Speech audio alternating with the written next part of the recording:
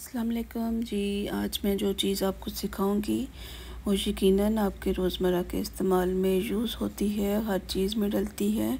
Ginger paste है ये, और इसे घर में कैसे तैयार करना है ये चीज़ आपके साथ शेयर करूंगी। और साथ साथ ये भी बताऊंगी कि जो घर में ये चीज़ तैयार की जाती है तो अक्सर औक़ात इसका कलर जो है ग्रीन शेड में आ जाता है।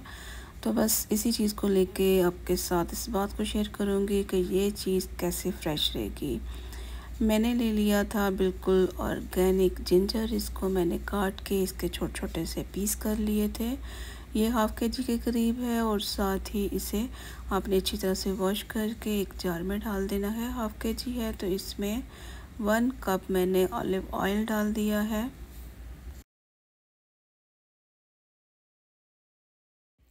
जी, यही तरीका आपने जिंजर के साथ, और गार्लिक का भी यही एक अहम राज है जो आपके साथ शेयर कर रही हूँ कि पानी आपने बिल्कुल ऐड नहीं करना है, इसे ऑयल में ही तैयार करना है। तो ये पेस्ट कभी भी इसका कलर ख़राब नहीं होगा। जब भी आप यूज़ करेंगे बिल्कुल आपको ये फ्रेश ही लगेगी।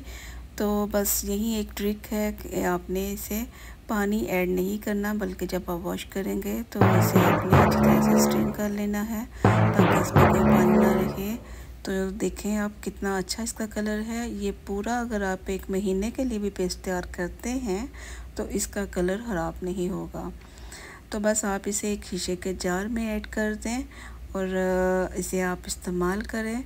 और जैसे ही आप इसे इस्तेमाल करेंगे बाकी जो पेस्ट बचेगी आपने इसे फ़ौरन फ्रिज में रख देना है। फ्रिज के बगैर बाहर नहीं रखना, वरना ये ख़राब हो जाती है। कलर ख़राब कभी भी नहीं होगा, लेकिन इसकी जो स्मेल है वो आने शुरू हो जाएगी। तो बस यही एक चीज़ आपके साथ शेयर करनी थी।